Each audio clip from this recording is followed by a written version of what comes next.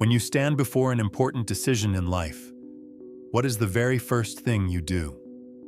Do you begin by laying out the pros and cons on paper, counting each advantage and disadvantage as though life were a careful equation? Or do you quietly close your eyes and ask, what choice will bring me happiness? What feels true to my heart? Perhaps you do something different. Your eyes scan the environment, the salary number, the office location, the texture of reality itself.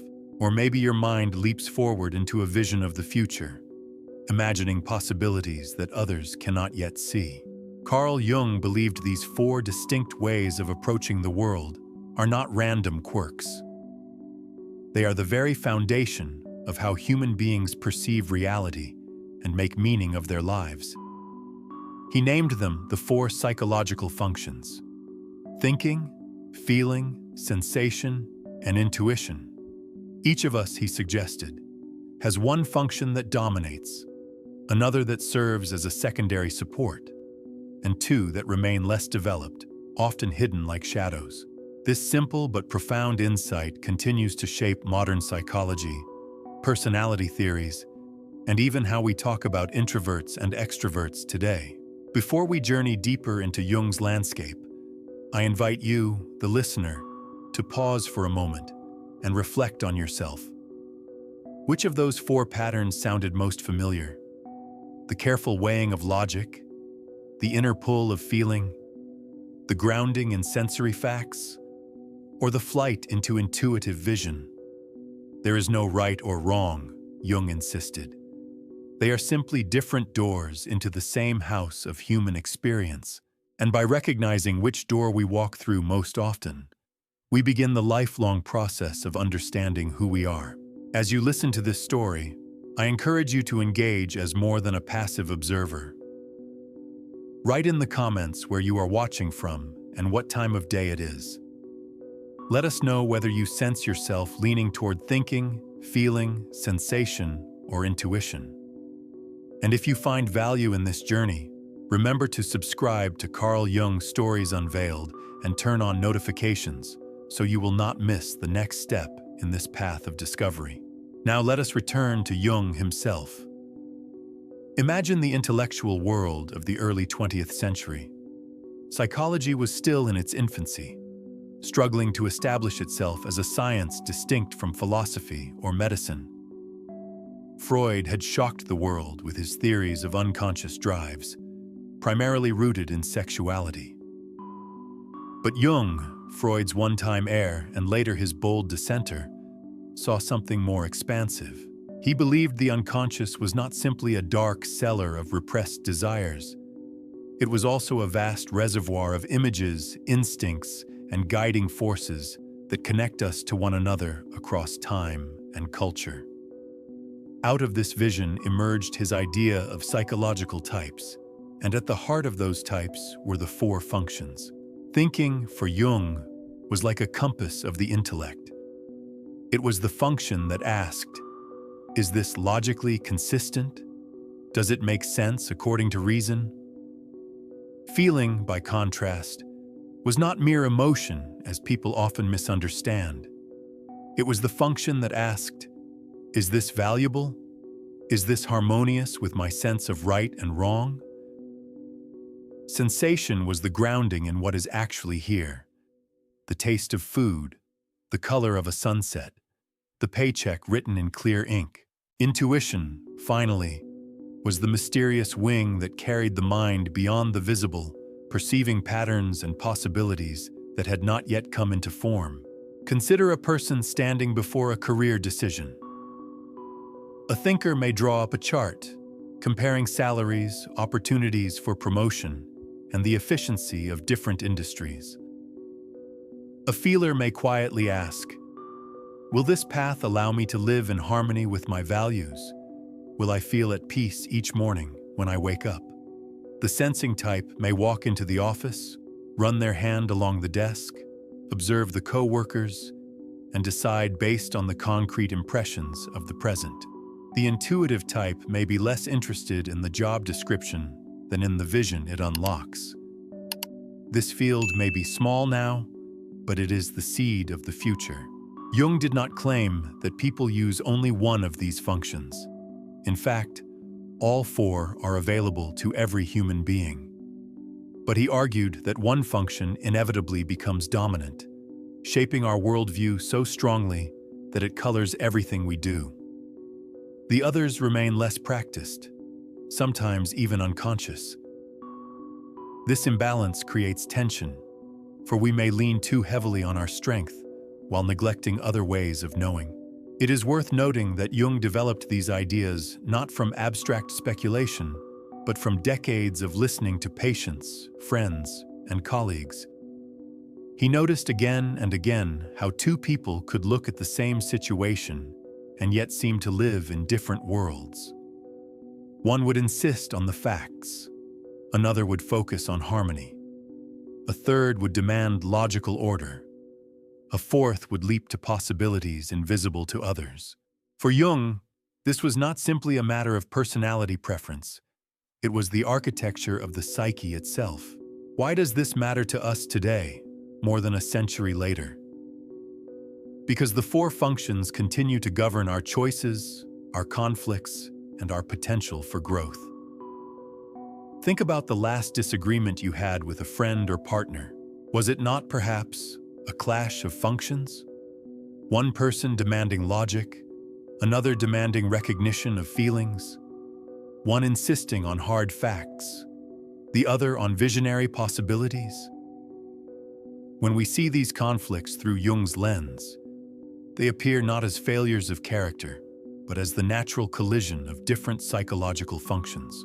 And so, in this first part of our journey, the question before us is not which function is best, but rather, which function is mine, which is yours, and how do they dance together? To illustrate, imagine four travelers arriving at the edge of a vast forest.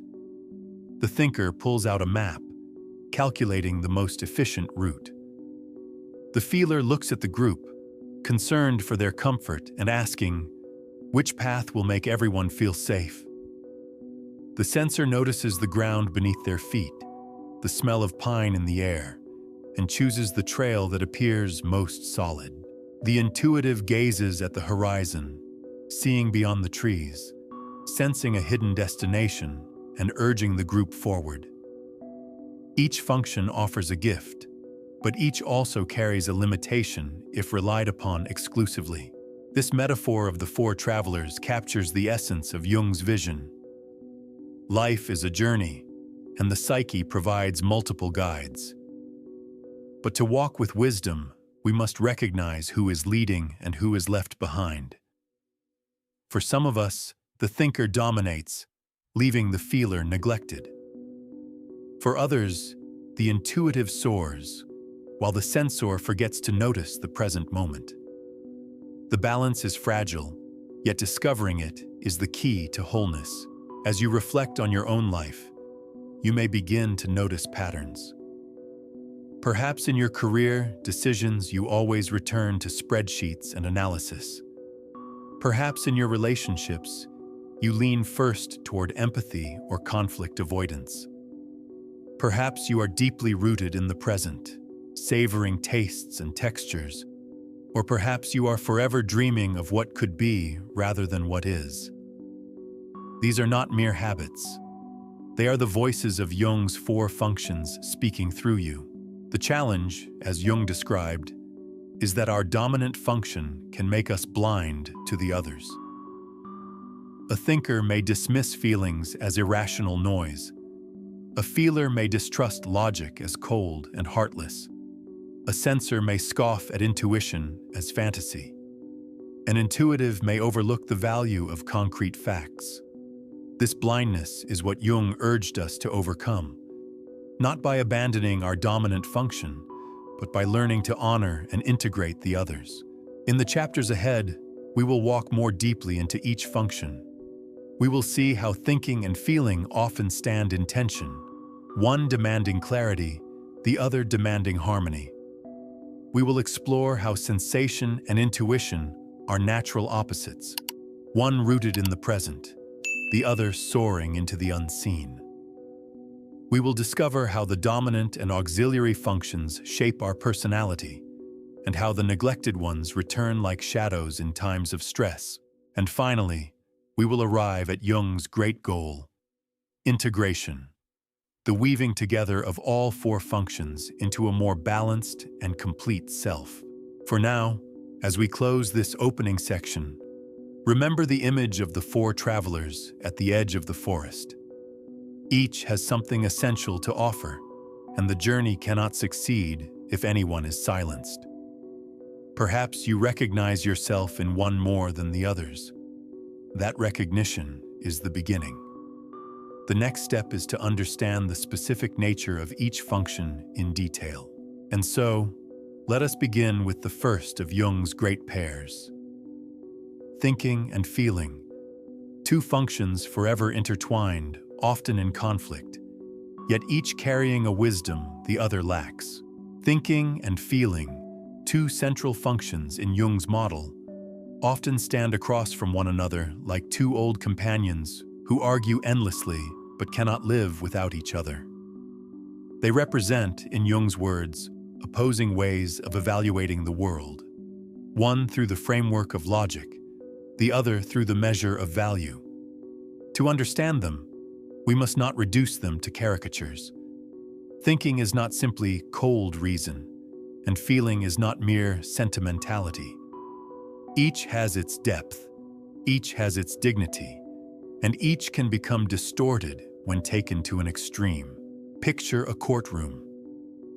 On one side sits the judge, weighing evidence, carefully checking the consistency of each argument, seeking truth through clarity. This is thinking.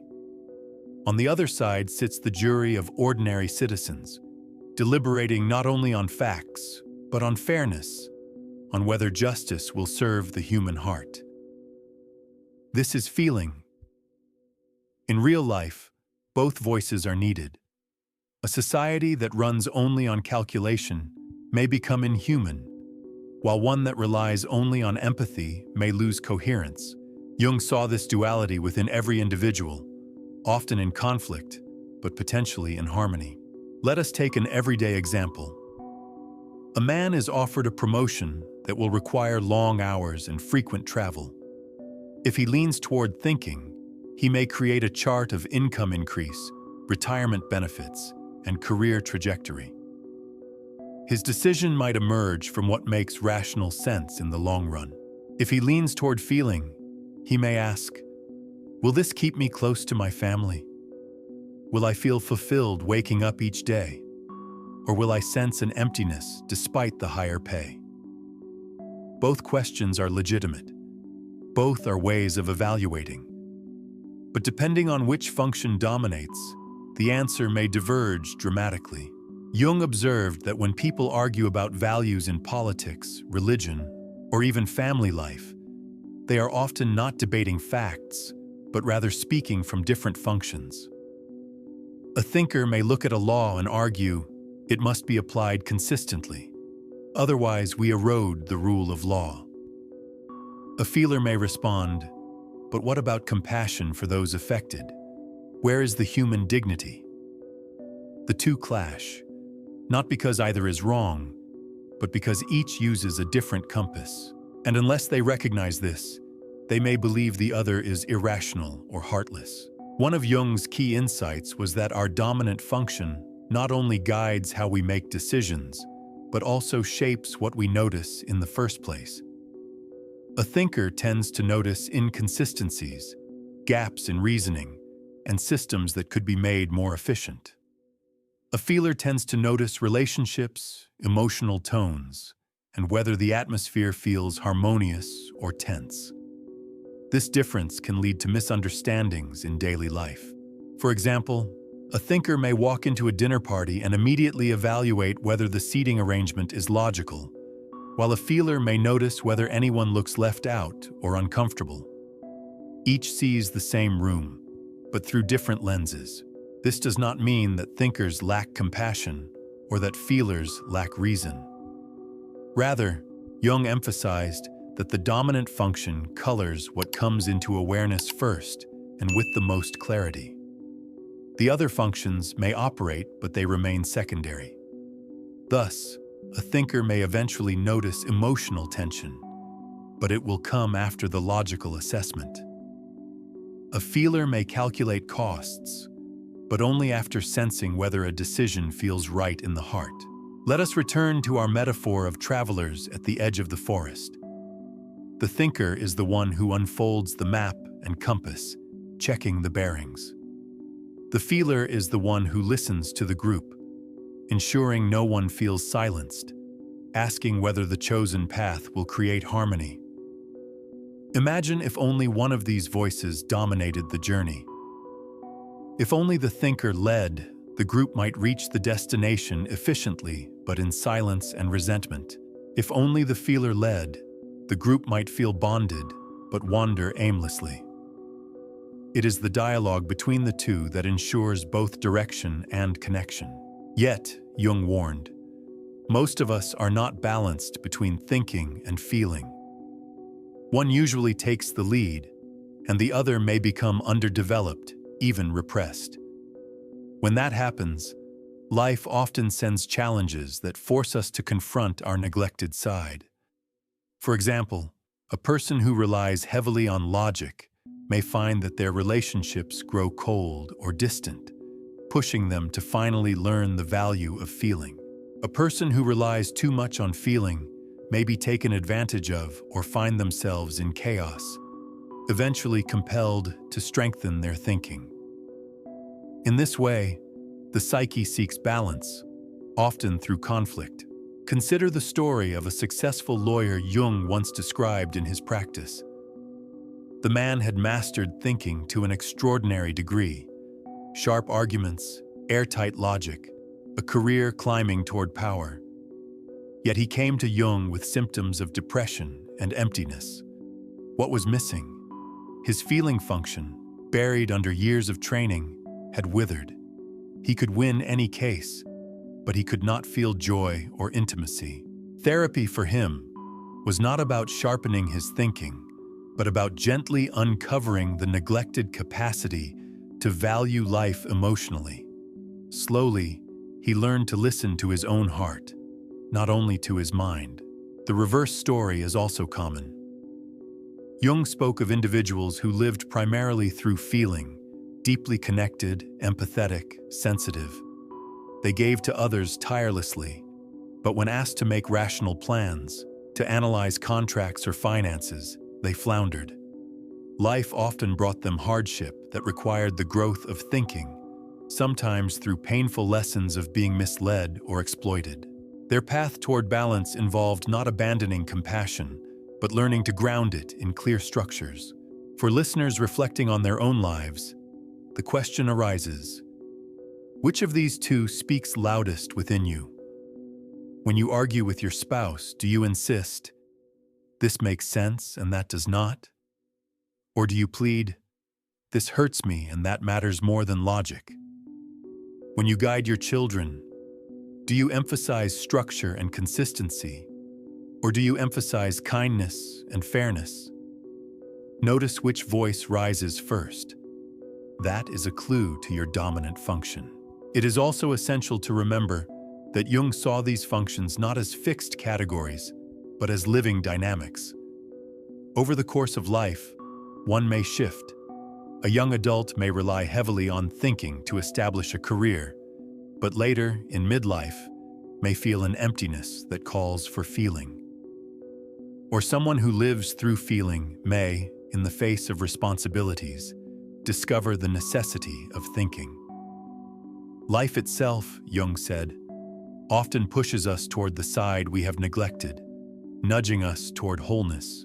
As we reflect on thinking and feeling, it becomes clear that they are two halves of a larger whole. Thinking without feeling may produce clever machines, but lifeless souls. Feeling without thinking may produce warmth, but also confusion. Together, they weave the fabric of human decision-making. The harmony of head and heart is not easily achieved, but it is worth striving for. At this point in our journey, you may already sense where your own balance lies.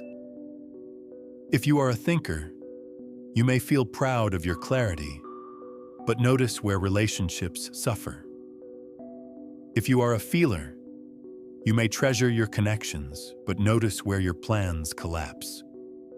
In either case, the challenge is not to replace one with the other, but to honor both. And yet, thinking and feeling are only half the story. Jung described another axis of human perception, just as vital: sensation and intuition. Where thinking and feeling evaluate, sensation and intuition perceive. They represent two fundamentally different ways of encountering the world. The one rooted in the concrete present, the other in the unseen potential. To understand Jung's full vision, we must now step into this second pair of functions, where reality itself splits into what is here and what is possible. If thinking and feeling represent how we evaluate the world, then sensation and intuition reveal how we perceive it in the first place. Jung called them the two functions of perception, and he believed they form one of the most powerful polarities in human psychology. To put it simply, sensation anchors us in the tangible here and now, while intuition lifts us into patterns and possibilities that reach far beyond what is visible. Together they define whether we are rooted in reality as it is, or drawn forward into what it could become. Imagine two people walking through the same garden. The one who leads with sensation notices the colors of each flower, the warmth of the sunlight, the smell of freshly cut grass. Their joy comes from what is real and present, what the senses can touch and verify. The one who leads with intuition may scarcely notice the petals themselves. Instead, their mind leaps to what the garden represents: growth, the cycles of time, a metaphor for a future project or a symbolic image from a dream. They live not only in the garden as it is, but in the story it suggests. Both are perceiving, but through entirely different doors. Sensation, in Jung's framework, is the function that says, "This is." It is the perception of reality exactly as given. When a sensing type chooses a career, they pay attention to the job description, the location, the salary, the stability of the company. They trust their eyes and ears, and they rarely leap until they can see and touch the facts. This is why many sensing types excel in crafts, medicine, engineering, or any field where precision and practical engagement with the world matter most. Intuition, by contrast, is the function that says, "This could be." It perceives not just what is given, but what lies beneath or beyond it. When an intuitive type looks at a new opportunity, they may be less interested in current benefits than in its potential to grow, its symbolic meaning, or the hidden connections that others have missed. They are often visionaries, artists, or entrepreneurs, living in a future that has not yet arrived. Where the sensor builds with bricks, the intuitive builds with possibilities.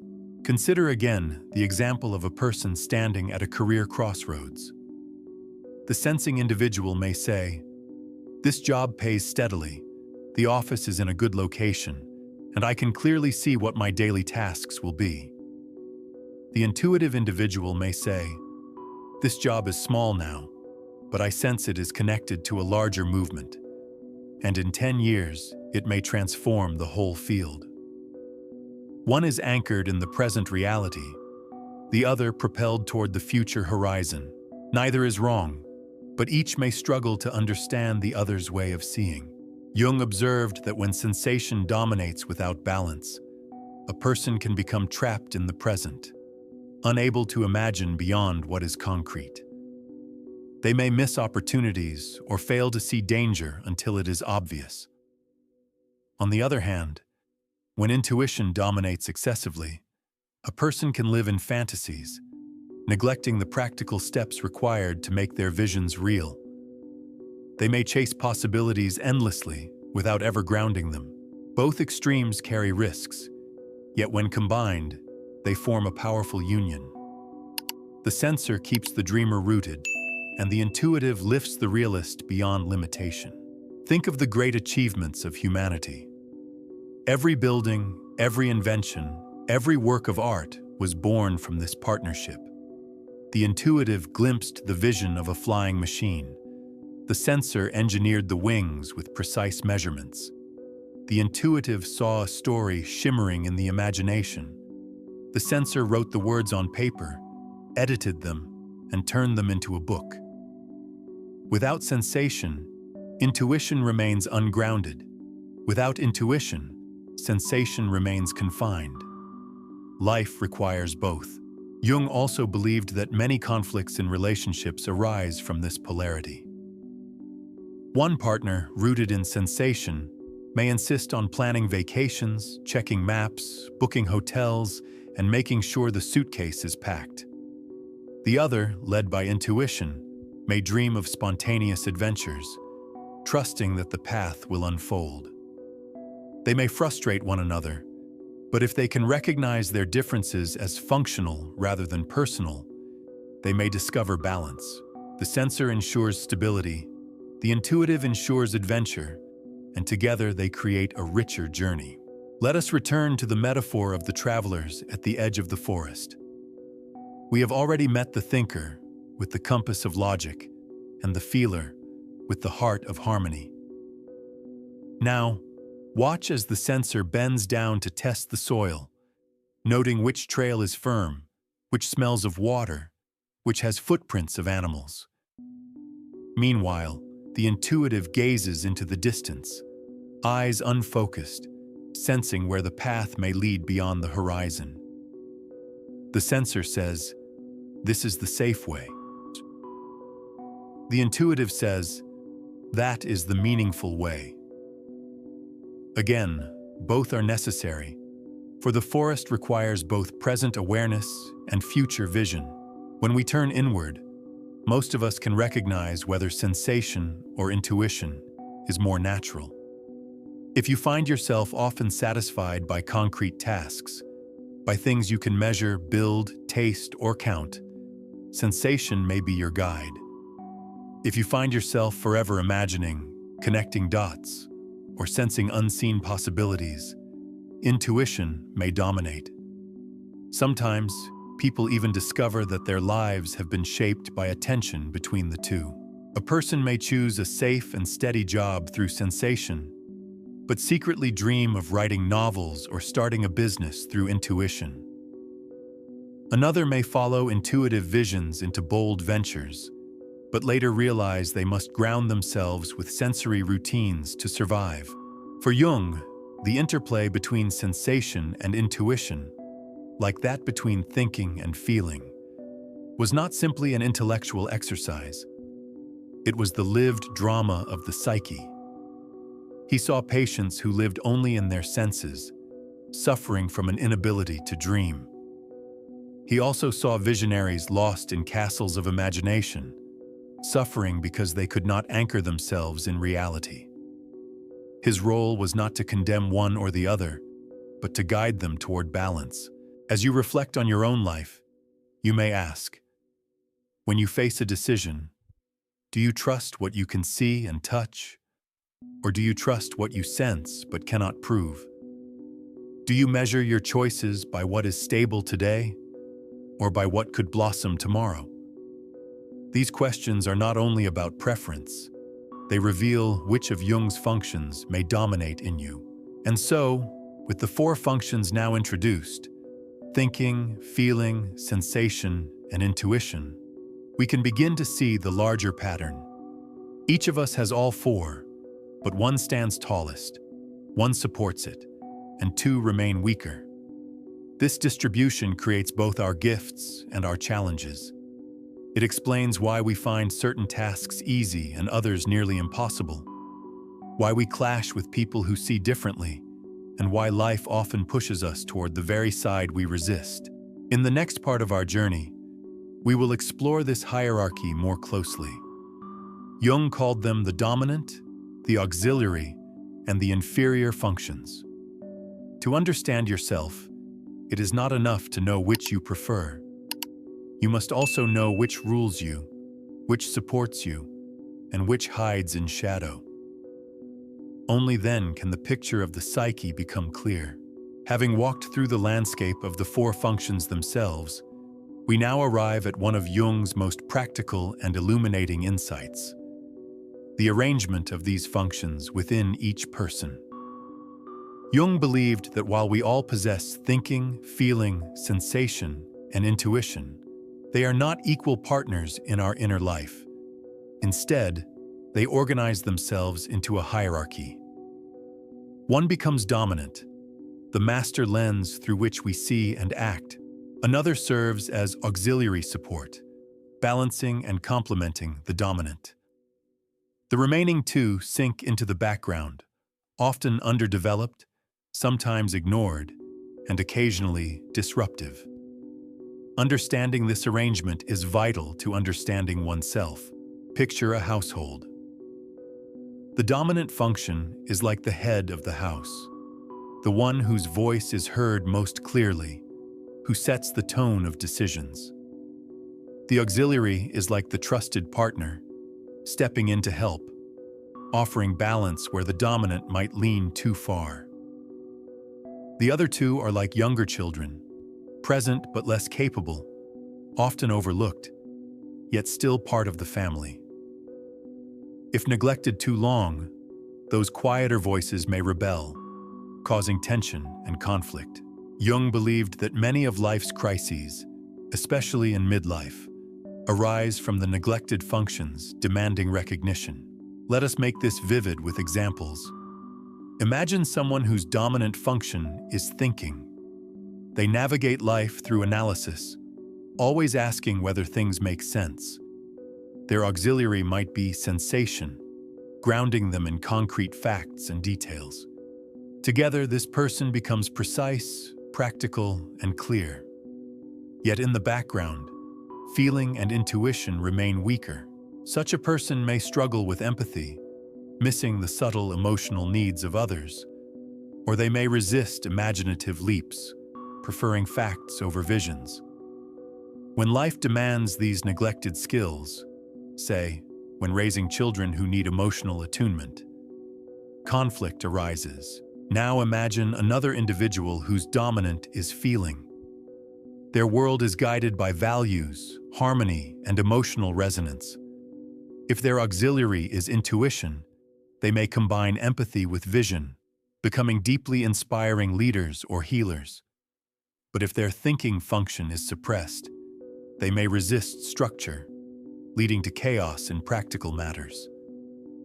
Bills go unpaid, systems collapse, because the logical child in the household is not allowed to speak. The dominant function, Jung emphasized, is not chosen. It is a natural inclination, something we grow into early in life, shaped by both temperament and circumstance. The auxiliary, however, emerges as a kind of necessary companion. Without it, the dominant would become one-sided, even dangerous. For example, pure thinking without feeling can become ruthless. Pure intuition without sensation can become delusional. The auxiliary keeps the dominant from falling into excess. Let us return to our metaphor of the travelers in the forest. The dominant function is the leader of the group, deciding the overall direction. The auxiliary is the second in command, providing crucial advice. The other two travelers follow behind, often ignored, sometimes stumbling, but still part of the journey. If the leader refuses to listen to them forever, the group may suffer surprises, a missed danger that only the sensor noticed, or a lost opportunity that only the intuitive sensed. Life has a way of forcing the leader to eventually hear those quieter voices. Think for a moment about your own life. Do you recognize a dominant function? Is it thinking, always seeking clarity? Is it feeling, always seeking harmony? Is it sensation, always noticing the concrete? Or is it intuition, always searching for possibilities? And can you identify a secondary function that often supports you? For example, You may lead with intuition, but support it with feeling, making you both visionary and empathic. Or you may lead with sensation, but support it with thinking, making you both practical and precise. These pairings shape much of your personality. Jung's model here became the seed for later systems, like the Myers-Briggs Type Indicator, which sought to classify personality types based on dominant and auxiliary functions. But Jung himself warned against rigid boxes. He cared less about labeling people than about helping them see the dynamics within themselves. His purpose was therapeutic, to show individuals why they feel imbalanced, why certain situations exhaust them, and how they might grow by cultivating neglected functions. Consider a woman Jung described who was dominated by sensation. She lived through her senses, precise and attentive, excelling in practical tasks. Yet, as she reached midlife, she began to feel restless, empty, even haunted by dreams of vast symbolic landscapes. What was happening? Her neglected intuition, long buried, was demanding recognition. Therapy for her meant not abandoning her sensory gifts, but allowing space for imagination, for inner vision. The auxiliary function, in her case thinking, had kept her grounded, but it could not silence the cry of her inferior intuition forever. This pattern is universal. At some point, the neglected functions come knocking. Sometimes they appear as irritations, our spouse's emotional outbursts that we cannot understand, our child's practical concerns we keep overlooking. Sometimes they appear in dreams, where vivid images from the unconscious confront us with what we have ignored. And sometimes they appear as crises, depression, burnout, or loss, that force us to expand beyond our habitual mode of living. Jung saw this not as punishment, but as the psyche's attempt to restore balance. The interplay of dominant and auxiliary functions also explains why we connect easily with some people and clash with others. When we meet someone whose dominant and auxiliary functions complement ours, we feel understood, even magnetically drawn. But when we meet someone whose dominant is our inferior, sparks fly. A strongly intuitive person may dismiss a sensor as unimaginative, while the sensor dismisses the intuitive as impractical. Understanding Jung's model allows us to see that these clashes are not personal flaws, but structural differences. Think again of the four travelers. Imagine if the intuitive leads, supported by feeling. The path is visionary and heartfelt, but perhaps lacks grounding. Now imagine the sensor leads, supported by thinking. The path is stable and efficient, but may lack inspiration. Which group would you rather join? The answer depends on your own functions, but Jung would insist. The richest journey comes when all four voices are eventually heard. As we close this part, let us hold on to one central truth. The dominant function is not the enemy, but neither is it the whole self. It is a gift, but a gift that becomes dangerous if it silences the others. The auxiliary is the balancing partner, the steady hand. Together they form the visible face of our personality, while the inferior functions whisper from the shadows. And it is those shadows we must now face. For Jung taught that the neglected functions, though weaker, are not to be dismissed. They shape our dreams, our conflicts, our blind spots. They are the cracks through which the unconscious speaks. In the next part of our journey, we will listen more carefully to these neglected voices, the inferior functions, and discover how they challenge, disrupt, and ultimately guide us toward growth. The functions we neglect do not simply vanish. They linger like shadows, often unacknowledged yet powerfully present in our lives. Jung called these the inferior functions, and he believed they hold the key to many of our struggles, our blind spots, and even our moments of sudden transformation. While the dominant and auxiliary functions provide stability and a sense of self, the inferior functions remind us of what we have overlooked, sometimes gently, sometimes with disruptive force. Imagine a person whose dominant function is thinking, supported by sensation. They are clear, precise, analytical, grounded in facts. This makes them highly effective in structured environments, law, engineering, medicine. But in their private life, when emotions swell, they may feel lost. Their feeling function, underdeveloped, rises clumsily. They may respond with awkward attempts at empathy or sudden outbursts that surprise even themselves. To their friends, they appear cold until in a crisis, they burst with uncontrolled emotion. This is the voice of the inferior function breaking through, demanding recognition. Or imagine a person dominated by intuition, supported by feeling.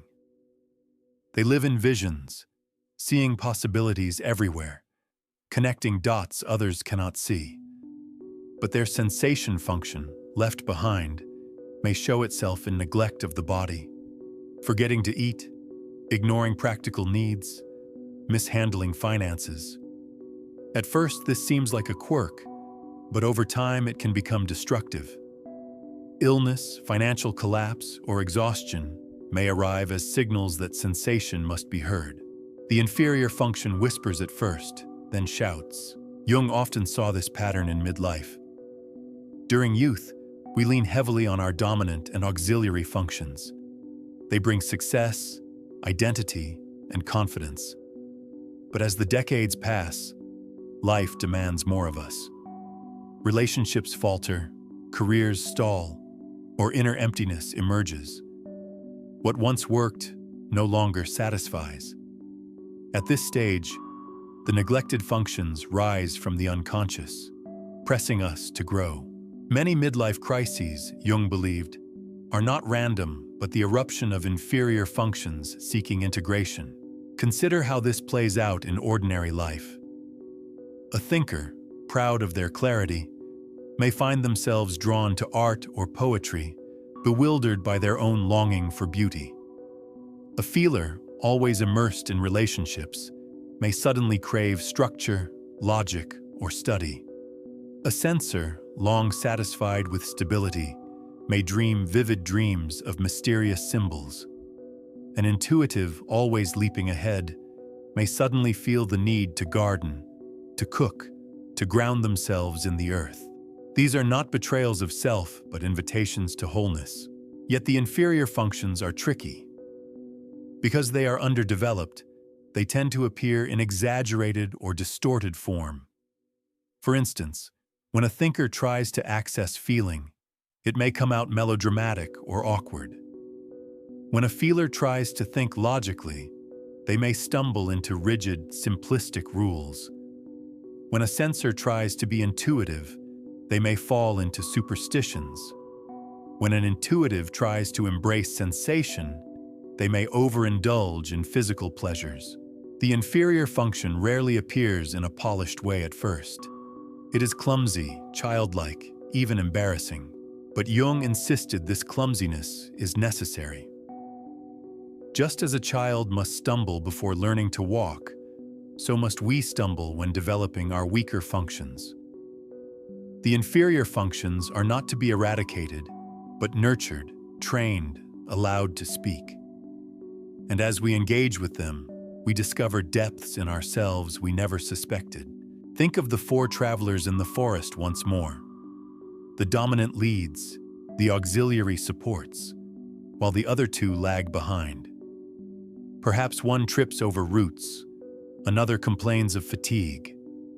The leader may try to ignore them, but eventually their cries become too loud. If ignored, the group suffers. If included, even clumsily, the group grows stronger. So too with our inner travelers.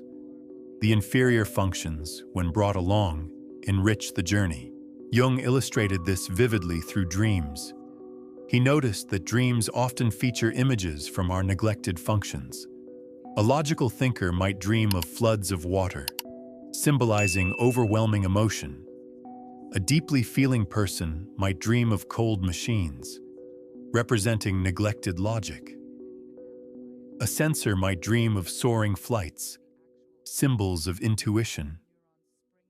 An intuitive might dream of heavy stones or earthy landscapes, symbols of sensation. The unconscious, Jung said, constantly tries to balance us, using dreams to give voice to what consciousness has silenced. In relationships, the inferior functions often cause both attraction and conflict. We may be drawn to people who embody our weaker side, fascinated by their difference. A strong thinker may fall in love with a deeply feeling person, admiring their warmth. A grounded sensor may be enchanted by an intuitive dreamer. But over time, these differences can also cause friction, as each partner struggles to understand the other. Yet Jung saw this too as an opportunity.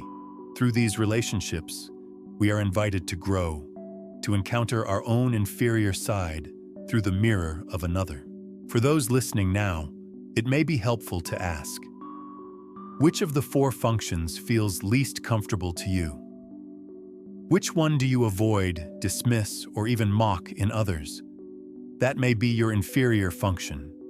And rather than treating it as an enemy, Jung would encourage you to see it as a hidden teacher. What would it mean to practice it gently, not perfectly, but playfully?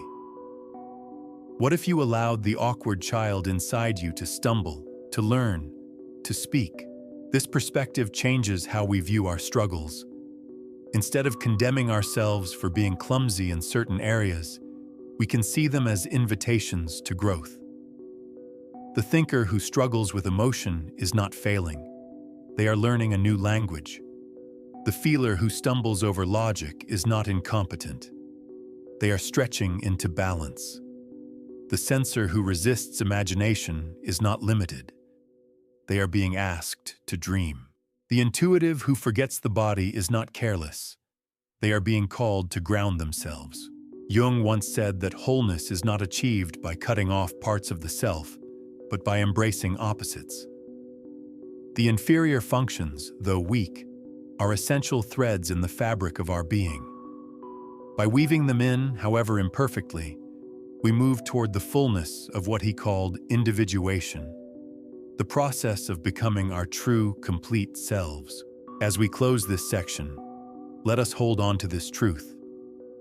The inferior functions are not flaws, but opportunities.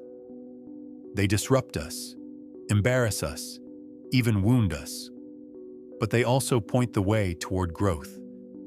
Ignoring them leads to imbalance. Integrating them leads to depth. And now, with the whole picture of dominant, auxiliary, and inferior functions in view, we are ready to bring this understanding back into the practical field of daily life.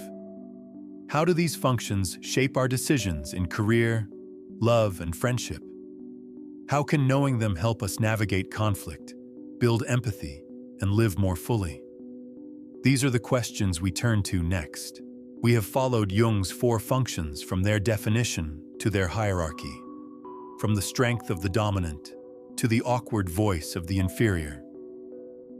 Now we bring the entire picture into the field of everyday life. For Jung, theory was never meant to remain in books. It was a living map for navigating the struggles of real people.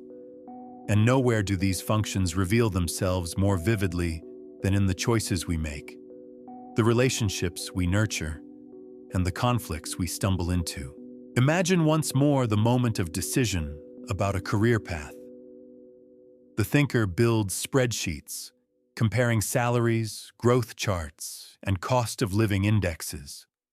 The feeler listens inwardly, asking whether the work will bring meaning, whether it will contribute to something larger than profit. The sensor checks the physical realities: the commute, the office, the daily tasks, the paycheck.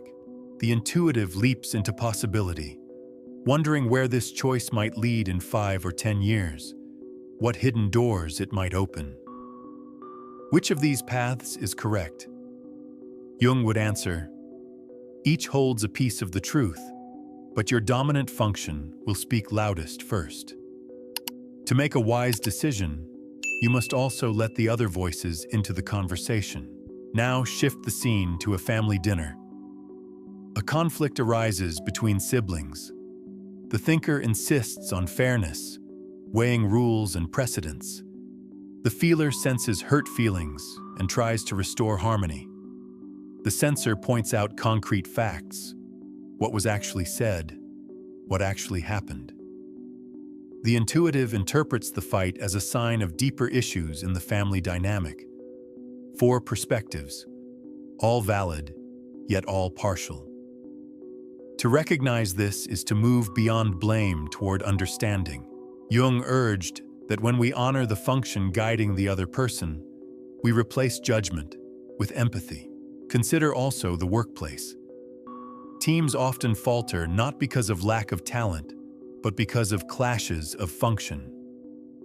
The intuitive manager dreams up bold visions, but the sensing staff become frustrated when concrete steps are unclear. The thinking analyst provides rigorous plans, but the feeling-oriented colleagues feel alienated when values and relationships are ignored. When each insists their way is the only way, the group fractures. But when each is recognized as carrying part of the whole, the team gains balance. Vision from intuition, grounding from sensation, clarity from thinking, and cohesion from feeling. This is not easy. Our natural instinct is to defend our dominant function as if it were truth itself. The thinker scoffs at feeling as irrational. The feeler dismisses thinking as cold. The censor accuses intuition of being unrealistic. The intuitive rolls their eyes at the censor's obsession with details. Yet Jung's model invites us to pause and see that these reactions reveal our biases, not absolute truth. Each function is a lens. To live fully, we must learn to look through more than one. How do we do this in practice? First, by self-observation. The next time you make a decision, notice which voice arises first. Is it logic, value, fact, or possibility? Then ask yourself, what would the other function say? What would be the purely logical answer? What would be the most compassionate? What do the facts demand? What do the possibilities suggest? By practicing this inner dialogue, you begin to integrate what Jung saw as the wholeness of the psyche. Second, by listening in relationships. When a partner or colleague argues from a different function, instead of dismissing them, name the function. You're emphasizing values while I'm emphasizing logic. Or, you're grounded in the facts while I'm drawn to possibilities. This simple recognition can soften conflict. Instead of fighting about who is right, you acknowledge that you are speaking different psychological languages. Third, by deliberately cultivating weaker functions. A thinker might practice empathy by journaling about feelings. A feeler might practice logic by solving puzzles or learning structured problem-solving. A censor might develop intuition by attending to dreams or symbols. An intuitive might ground themselves by cooking, gardening, or managing their finances. Jung insisted this is not about becoming someone else, but about becoming more whole. This process is what Jung called individuation, the lifelong journey of integrating the many parts of ourselves. Individuation does not mean perfection. It means becoming conscious of who we are, where we are strong, where we are weak, and how to bring balance. The 4 functions are not enemies to conquer, but companions to invite on the journey. At this point, let us return one last time to the metaphor of the 4 travelers in the forest. At first, one leads and the others follow. But as the journey continues, the leader grows tired, and the group learns to rotate. Each voice, even the weaker ones, finds its place. The thinker checks the map. The feeler ensures harmony. The sensor notices the ground. The intuitive glimpses the horizon. Only together do they make it safely through. So it is with the human psyche. Jung's vision is deeply hopeful. He did not believe people were trapped by their dominant function forever. Instead, he saw life as a continual invitation to growth. The very conflicts and crises that seem to break us are often the ways our neglected functions come forward.